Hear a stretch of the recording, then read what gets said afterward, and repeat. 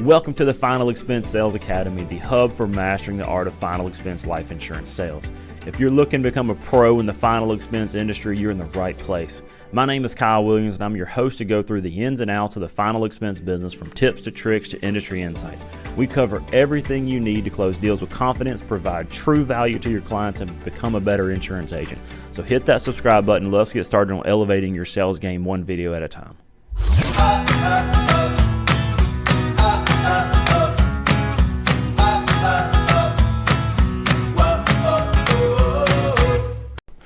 Hey guys, in this episode we're going to talk about step 5 of the sales process, the pitch. So all of the anticipation builds to this. So all the work you've done up to this point in building rapport, your presentation, your pitch has all come to the pitch here. And now you're going to pitch your plans. So if you haven't subscribed to our videos, be sure to subscribe so that way you can catch all of our latest content. So before I go into the pitch, there's a couple simple things that I do before I actually go into it. So if you have not asked them how much coverage would they like to have, do so. You'd be surprised what the answers may be. And by doing that, what you're able to do is find the target that you're going to be looking at to try to pitch them. And ask this question if they have insurance or if they don't have insurance. Ask it regardless. Most agents don't ask this question. They just come in there and they just write down some plans and they give it to them, and it may not really be what they want. And whenever you show them options, they only know that they have those plans that are in front of them. They don't know that they can make it whatever they want. They only have the options that you show them that's in front of them.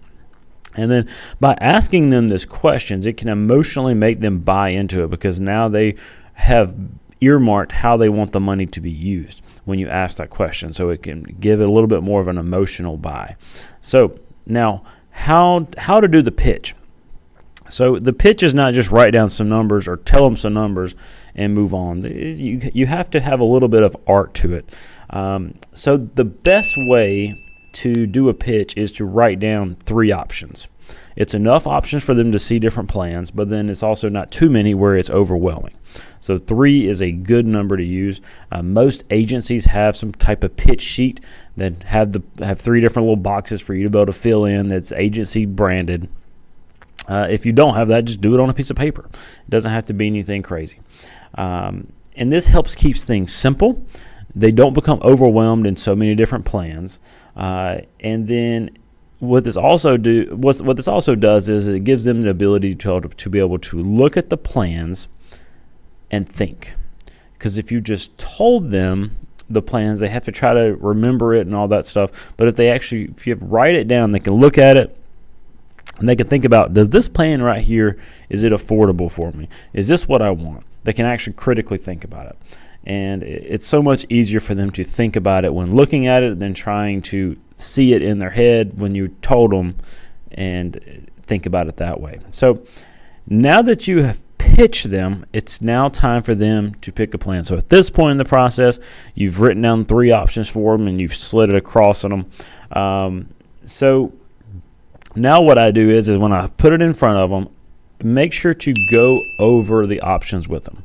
So tell them about the first plan, how much coverage, what's the premium, so on, coverage, premium, and then tell them a little bit more about the plans, probably talking about some things you already talked about in the presentation. And now what you do is you just let them simmer on it, let them sit on it. So now what they're going to do is I'm going to put it in front of them, and I'm going to let them look at it, and I'm just going to simply say, now you tell me which one of those look the best to you. And now what you do is you don't say a word. Now you let them think about it. Silence is very important. It's super awkward, especially early on when you start doing it. It's very awkward, but it is very important because it gives them the space to be able to think about which plan is best for them.